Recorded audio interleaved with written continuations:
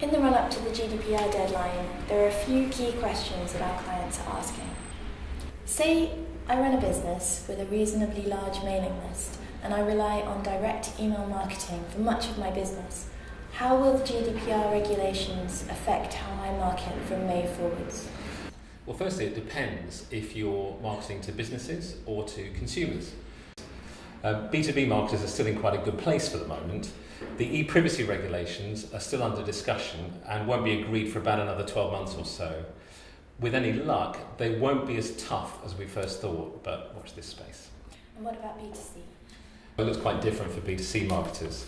There are three main questions you need to ask. Number one, what kind of data do you hold? Do you only hold the data that you absolutely need? Does it contain personal or sensitive data? It's essential that you only hold the data that's necessary to service the customer. Number two, how did you acquire the data? So do you have permission to actually have the data in the first place? And number three, are you allowed to use the data? Do you have consent or a legitimate basis to contact the customer?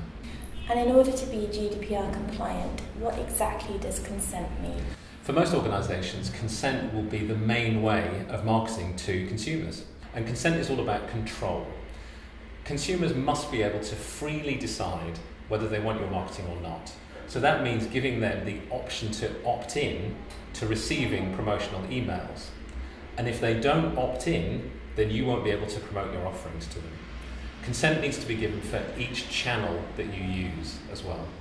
So could I just contact my entire mailing list before the end of May and ask them if they give their consent? As with most things, it depends. The current Data Protection Act has a bit of a softer view on consent than GDPR, which means that many companies will need to upgrade the consent that they have to the new GDPR levels. If you want to contact people to get their GDPR level consent, then you have to have current permission to speak to them. Honda recently got into trouble, it was in the news. They got fined for emailing customers to ask for new consent.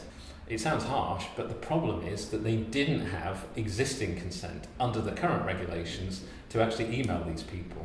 So you can't break the law in order to comply with it. For these contacts that you can't proactively contact, you'll have to gather new consent reactively. So maybe offer something of value for them to download on your website and give them the opportunity to submit their email address and select the types of email communication that they would like to receive. But even here, you can't require them to submit their email address in order to get the added value content. So the days of the lead magnet are over. It sounds as if content is going to have to be even better than before. It's going to have to be really, really good in order to entice customers in. Absolutely. I mean, we've always said that content is crucial and it's becoming even more so.